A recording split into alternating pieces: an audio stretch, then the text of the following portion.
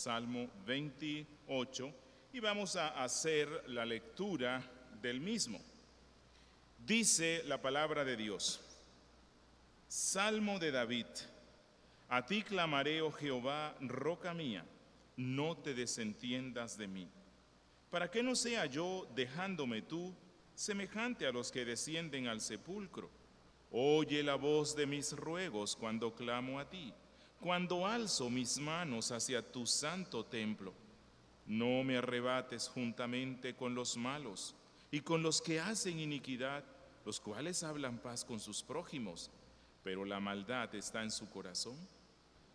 Dales conforme a su obra y conforme a la perversidad de sus hechos.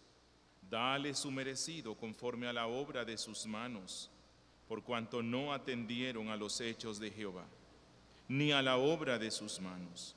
Él los derribará y no los edificará. Bendito sea Jehová, que oyó la voz de mis ruegos. Jehová es mi fortaleza y mi escudo, en él confió mi corazón y fui ayudado, por lo que se gozó mi corazón y con mi cántico le alabaré. Jehová es la fortaleza de su pueblo y el refugio salvador de su ungido. Salva a tu pueblo y bendice a tu heredad, y pastoréales y susténtales por siempre. Esta oración que el salmista presenta ante Dios, como pueden darse cuenta, tiene 4 partes que se pueden ver de una forma sencilla. Miren, en los versos 1 y 2, y creo que si la versión que usted tiene es como la que tengo yo, allí hay como un espacio, ¿no?, entre el verso 2 y el 3. Bueno, es porque esta primera parte, versos 1 y 2, contienen un clamor de socorro. El salmista pide socorro. Si pueden ver en la parte 3 al 5, allí está otra sección. Bueno, aquí el salmista en su oración hace una denuncia contra los malos, una denuncia contra los impíos. Versos 6 al 7, allí viene otra sección y el salmista allí prorrumpe en una acción de gracias por la oración contestada. Es decir, él tiene la seguridad de que va a ser contestada, y en los versos 8 al 9 encontramos la cuarta sección, que es una oración profética, una petición profética a favor de todo el pueblo de Dios. Así que hoy vamos a estar viendo, por amor de tu nombre, la súplica de un pecador amparada en la bondad de Dios. Por amor de tu nombre, la súplica amparada en la bondad de Dios, pero es la súplica de un pecador. Y las 4 partes son estas que les mencioné: una oración de socorro, versículos 1 y 2, una denuncia contra los impíos, versos 3 al 5, por eso forma parte de la oración, una acción de gracias por la ayuda recibida, versos 6 al 7, y una petición profética o una oración profética a favor del pueblo de Dios, versos 8 al 9. No hay ninguna razón para que uno cuestione el titulito que está allí, que es inspirado por el Espíritu Santo, el cual dice que es un salmo de David. ¿Cuál es la ocasión en la cual él escribe este salmo? No se sabe, pero pudo ser prácticamente cualquiera. ¿Por qué? Porque él fue un hombre experimentado en peligros. Así que esta es una oración que puede pertenecer a cualquiera de esas ocasiones en las cuales él estaba en gran peligro o dificultad. Y para nosotros hoy, los cristianos, este es un salmo adecuado para que sea una constante oración ante Dios, especialmente cuando estamos sufriendo violencia, persecución por causa de los malos o aflicción por causa del pecado. Es una oración muy apropiada para cuando nos sentimos lejos de Dios, cuando no tenemos sabiduría, cuando estamos bajo cualquier aflicción. Así que revisemos rápidamente, brevemente, esta corta oración y empezaremos con la primera sección, una oración de socorro o una petición de socorro. Miren lo que dice el verso 1. A ti clamaré, oh Jehová, roca mía. No te desentiendas de mí, para que no sea yo, dejándome tú, semejante a los que descienden al sepulcro. El salmista dice, Señor, porque tú eres Jehová. Y cuando él dice, porque tú eres Jehová, tiene implícito todo lo que ese nombre significa. Porque tú eres el que existes por ti mismo. Porque tú eres el totalmente otro, el santo, el único, porque tú eres el autoexistente, porque tú eres el soberano, porque tú eres el todopoderoso. Solo a ti, oh Dios, voy a clamar. Solo a ti, literalmente en el hebreo cuando dice clamaré, es solo a ti gritaré. Solo a ti lloraré en mi ruego, solo a ti voy a elevar este llanto contenido de súplica y solo ante ti voy a expresar profundamente este dolor que siento. Y luego el salmista dice, no te desentiendas de mí, es decir, literalmente, no te hagas sordo. No te hagas sordo a mi súplica, porque hay muchas ocasiones en las cuales los cristianos estamos pasando por tribulaciones muy grandes y estamos clamando y pareciera que el cielo se ha cerrado completamente y no escuchamos nada, parece que el cielo está totalmente sordo. Bueno, esto es lo que le pasa al salmista y él dice, Dios, no te hagas sordo.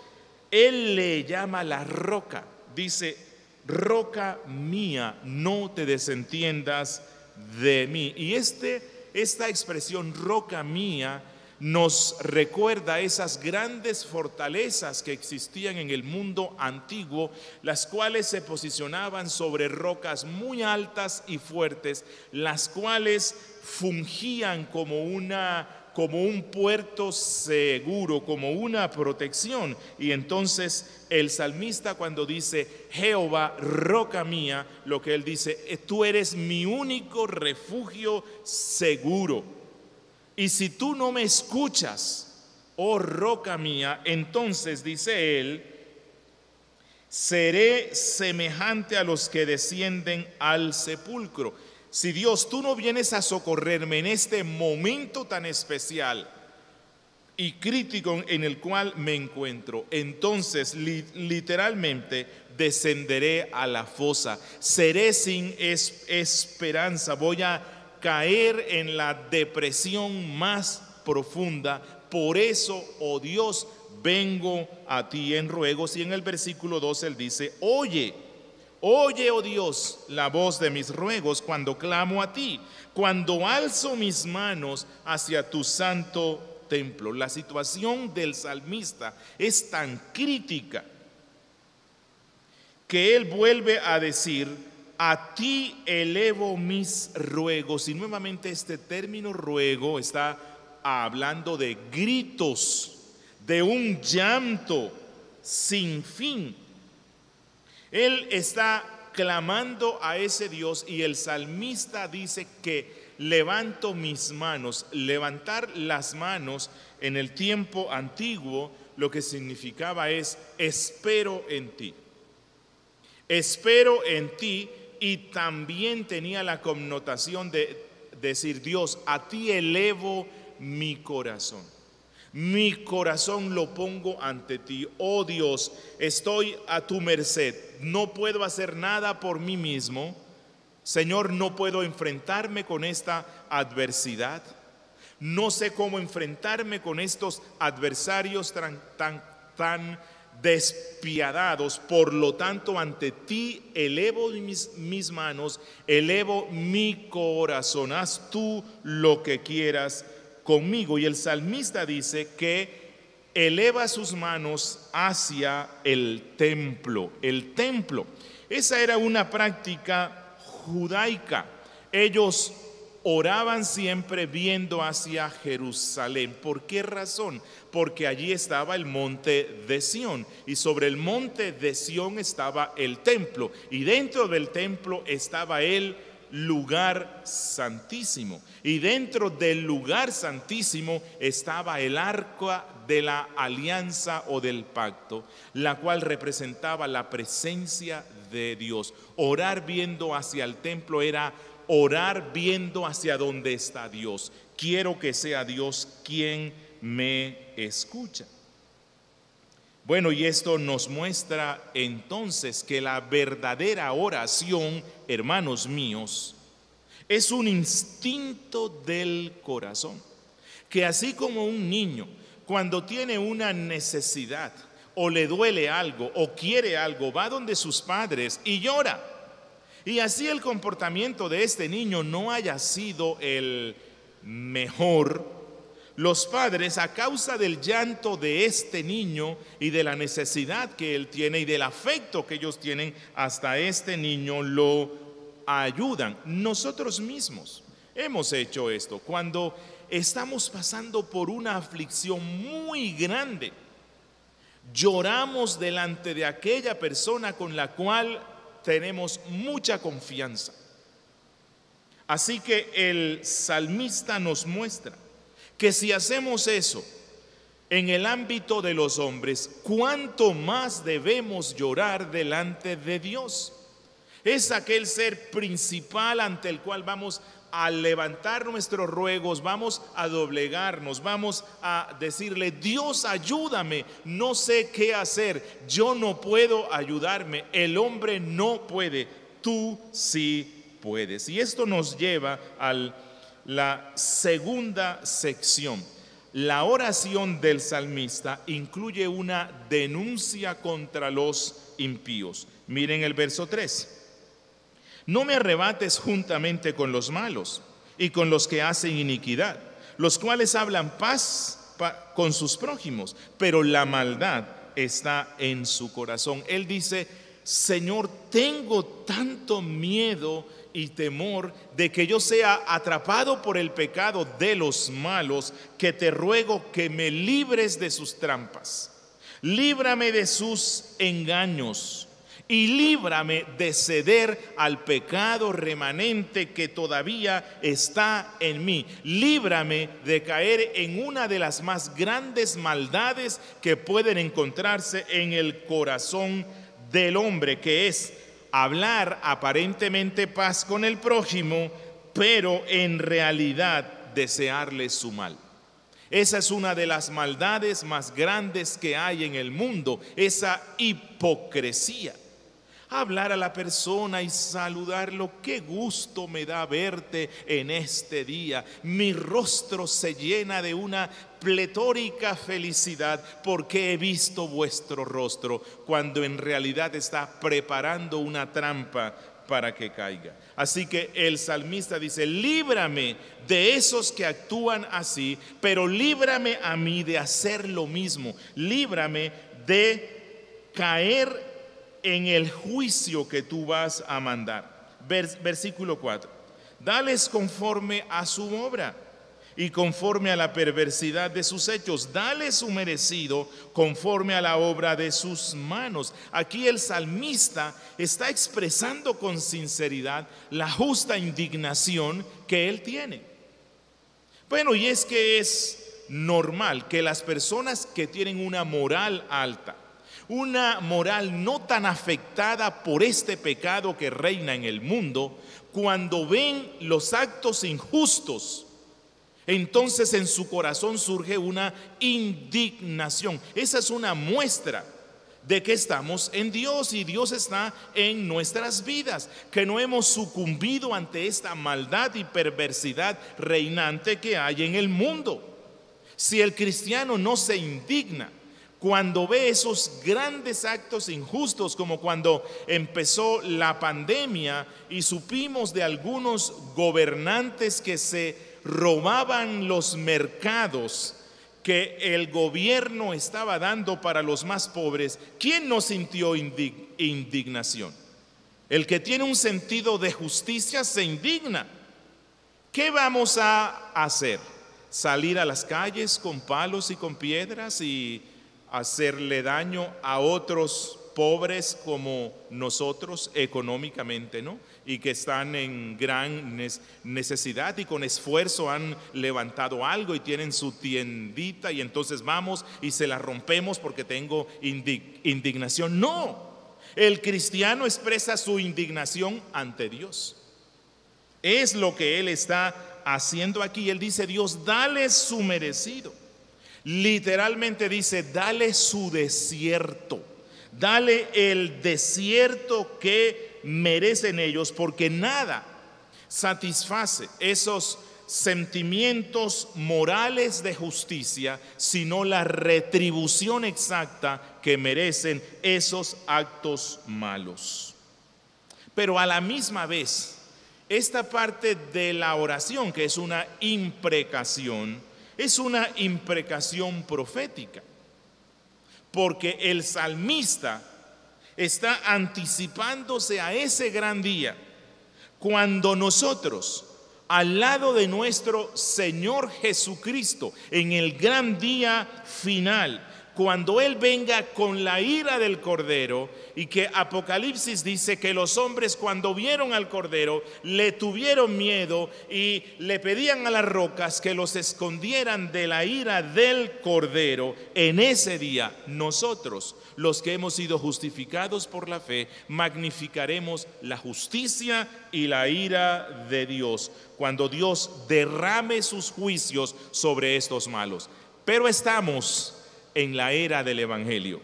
Estamos en la era del Evangelio y hoy día oramos para que todos esos impíos, malvados, Dios tenga misericordia de sus almas y los convierta y los traiga al arrepentimiento y a la fe. Versículo 5.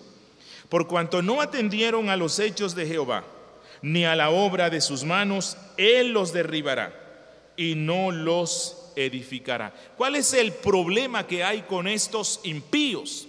Que estos impíos ni siquiera se dan cuenta de las obras providenciales de Dios, ni siquiera se dan cuenta, porque si ellos contemplaran los actos providenciales de Dios en el mundo, ellos llegarían al pleno entendimiento que al malo le va mal, que Dios castiga al que hace el mal, y entonces ellos se abstendrían del mal. Pero ellos no se dan cuenta. ¿Por qué no se dan cuenta? Porque Dios no está presente en sus pensamientos. Ellos lo desprecian. Ellos no quieren saber nada sobre Dios. Y entonces un día Dios los destruirá y un día Dios no los edificará. Pero cuando llegamos casi a la mitad del salmo, vemos que el tono del salmista cambia rotundamente. Ya no es esa voz de llanto y ya no es ese ruego imprecatorio. Cambia totalmente. ¿Qué pasó aquí? ¿Qué pasa desde el verso 6? Bueno, lo que pasa es que el salmista llega a la convicción de que Dios ha escuchado sus ruegos. Él llega a la convicción de que Dios lo ha escuchado y tiene una certeza interna de que Dios le va a responder, porque él está clamando conforme a la voluntad de Dios. ¿Por qué? Porque Dios le había prometido al salmista que él destruiría a todos sus enemigos. Y esto nos lleva a nuestra tercera sección, que va desde el verso 6 y 7. Acción de gracias por la ayuda brindada o por la seguridad que se tiene de que Dios la dará. Bueno, no todos los santos que oran con este mismo fervor y sentimiento y convicción y derraman su alma delante del trono de la gracia, no todos llegan inmediatamente a esta seguridad de que Dios ha oído. Y cuando la Biblia dice de que Dios ha oído, lo que significa es que Dios efectivamente la responderá. Pero aquí al salmista Dios le da esta certeza. Miren lo que dice el verso 6.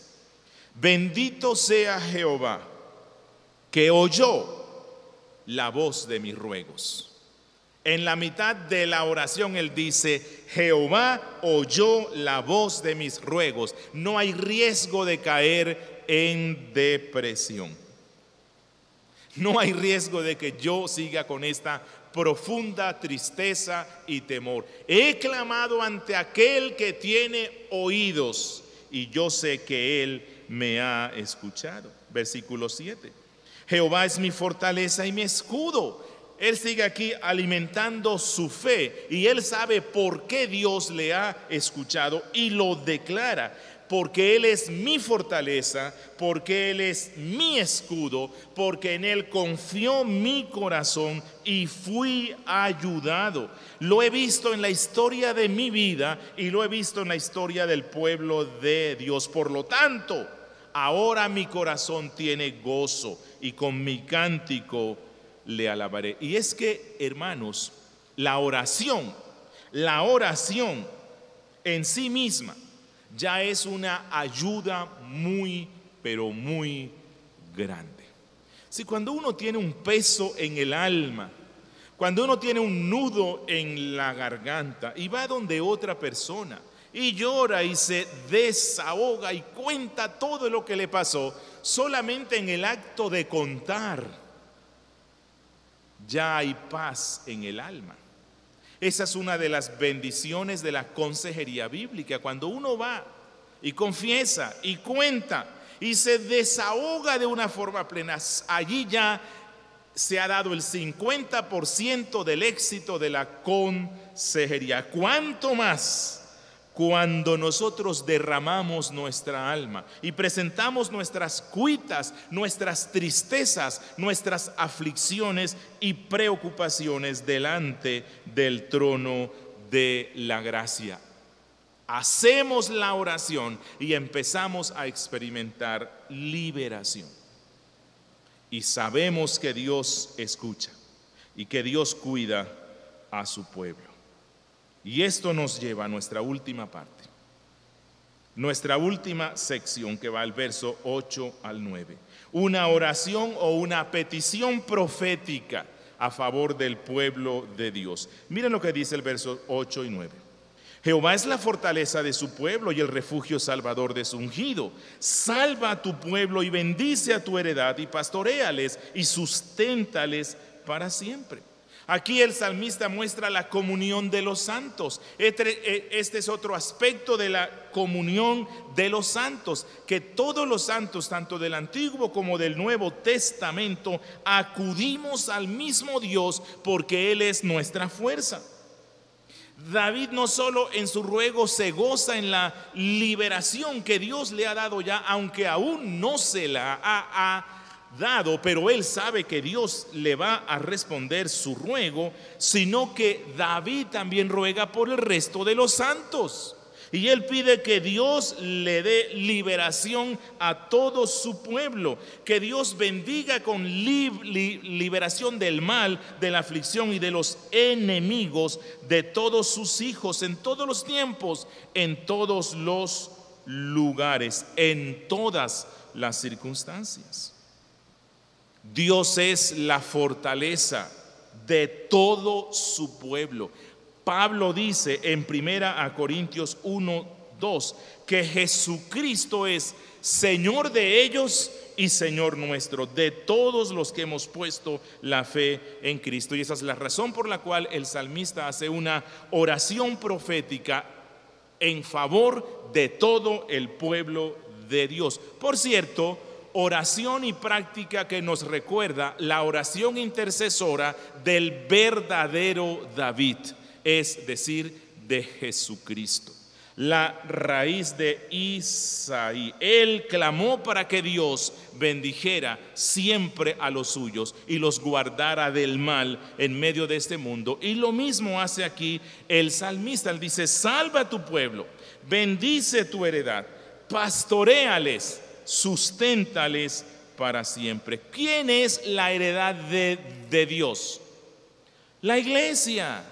Nosotros somos el pueblo de Dios, compuesto por judíos y gentiles que creen en Cristo.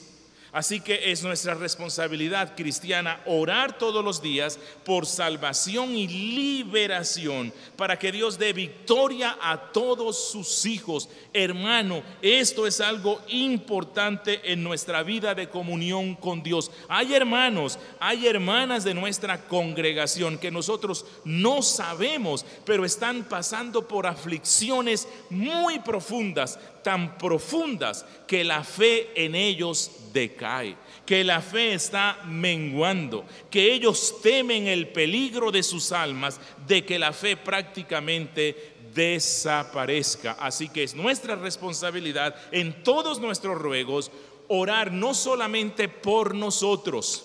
Si no tengo pan, pido por el pan diario para mí, pero pido por el pan diario para el resto de mis hermanos en el mundo que no lo tienen. Si estoy triste, entonces pido a Dios para que fortalezca mi corazón y el corazón de todos sus hijos en el mundo que están pasando por tristezas. Y concluyo con unas enseñanzas necesarias que se deben extraer de este salmo y algunas aplicaciones. Lo primero que quiero decirles es esto: la oración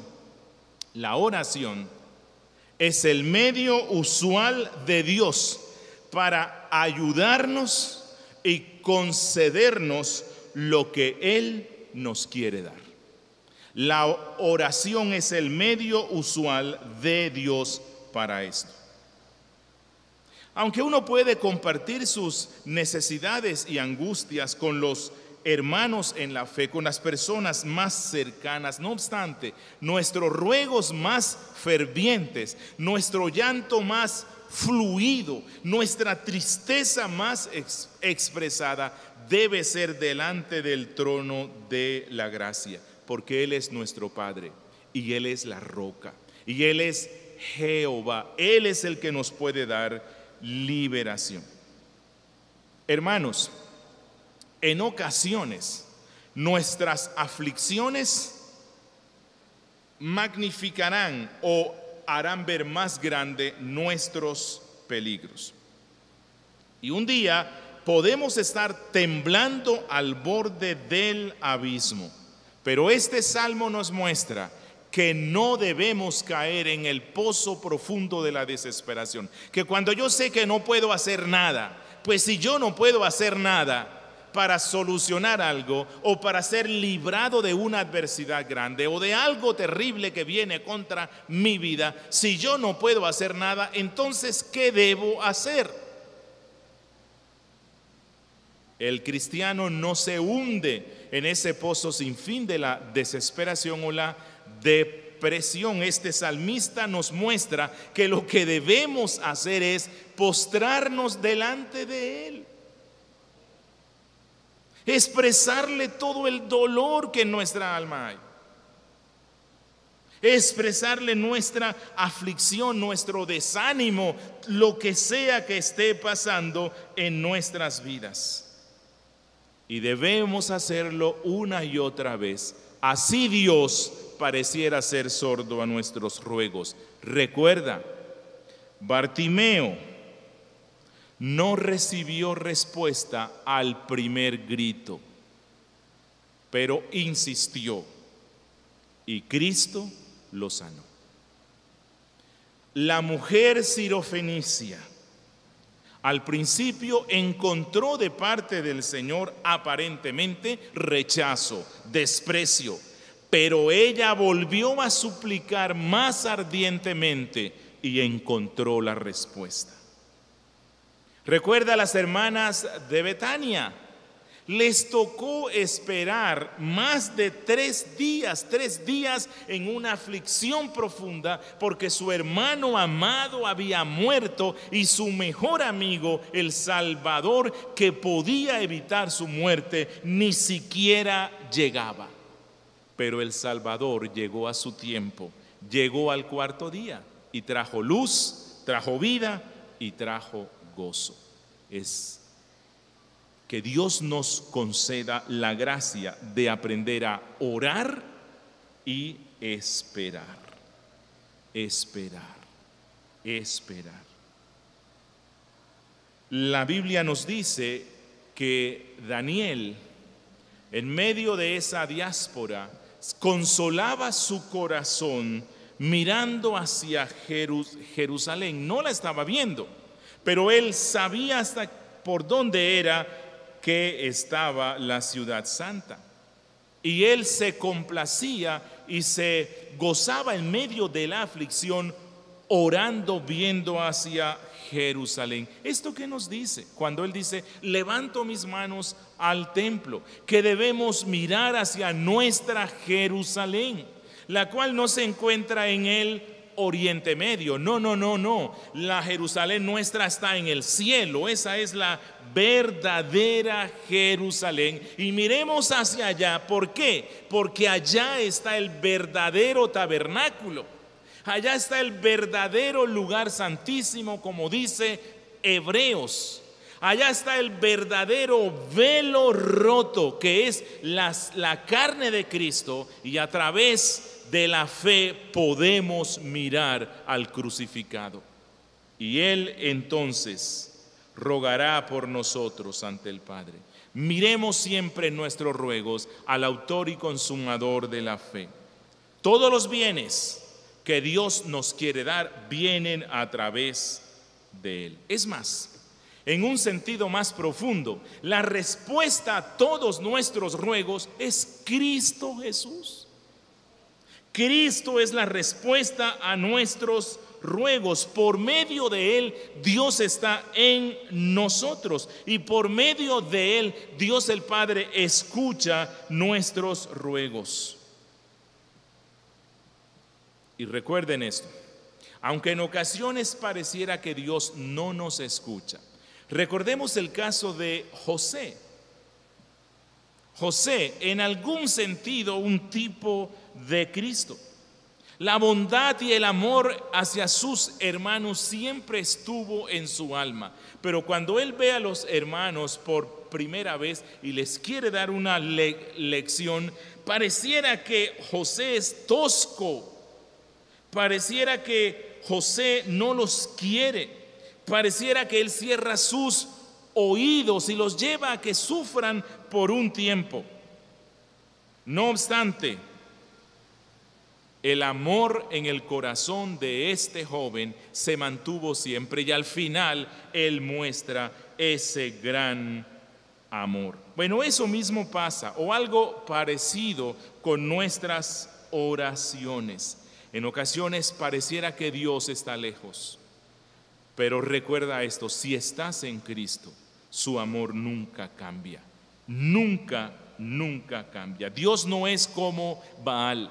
Dios no es como el Dios de Ecrón. Si pareciera que su respuesta se retrasa, es porque Dios, en su sapientísima sabiduría y en su decreto eterno, consideró que era bueno para nuestra disciplina que la respuesta aparentemente se demorara. Recordemos a Pablo. Pablo estaba siendo presionado por una gran aflicción en su alma. Él tenía un aguijón en la carne y le pidió 3 veces a Dios para que se lo quitara. Pero Pablo estaba equivocado en su deseo. Dios mismo había enviado el aguijón en la carne como un medio para prevención del pecado. Dice Pablo que es para que él no se exaltase a causa de las revelaciones profundas que le había dado Dios. Y Dios no se lo quitaría hasta que el aguijón no cumpliera totalmente con la tarea. Dios no le quita el aguijón, pero hace algo mucho mejor, mucho mejor. Dios le dijo: bástate mi gracia. Bástate mi gracia. Por esa razón luego Pablo dice: por tanto de buena gana me gloriaré más bien en mis debilidades, para que repose sobre mí el poder de Cristo, la gracia de Cristo. Por eso nos identificamos con Baxter. Baxter, cuando presentaba sus peticiones ante Dios, al final decía: oh Dios, como quieras, cuando quieras y donde quieras, confío en ti. Pero muchas más veces de lo que pensamos, Dios se complace en responder con prontitud. Pedimos luz y la luz viene. Pedimos sabiduría y Dios la da abundantemente, más de lo que hemos pedido. Pedimos perdón por nuestros pecados y Él dice: tus pecados te son perdonados. Por lo tanto, siempre que oremos y pidamos algo al Señor, hagamos como el salmista: demos gracias a Él. Demos gracias a Él, porque Él escucha los ruegos de su pueblo. A lo mejor la respuesta no será y no vendrá como yo quiero, pero Dios se encargará de dar la respuesta. Demos gracias siempre que oremos con la plena confianza de que Dios escucha los ruegos de su pueblo y que Dios dará la respuesta que es mejor para nosotros. Oremos. Padre nuestro que estás en los cielos, una vez más queremos darte gracias por estas oraciones que encontramos en los salmos. Permite que a través de ella, oh Dios, alimentemos nuestra vida devocional, alimentemos nuestra comunión contigo, alimentemos la fe y la dependencia en ti y el gozo real que viene del cielo en medio de este mundo malo. Ayuda a mis amigos que me han escuchado hoy. Ellos no pueden orar con esta fe, no pueden orar con esta convicción, porque aún no han confiado en la roca que es Cristo. Y como la roca no los ha reconciliado con el Padre, tú no los escuchas. Pero yo te ruego, oh Dios, que hoy convenzas a mis amigos de venir a Cristo, de venir en arrepentimiento, de mirar hacia la cruz de Cristo y entonces tener la certeza de que tú escuchas nuestros ruegos. Bendícenos, oh Dios, en Cristo Jesús. Amén.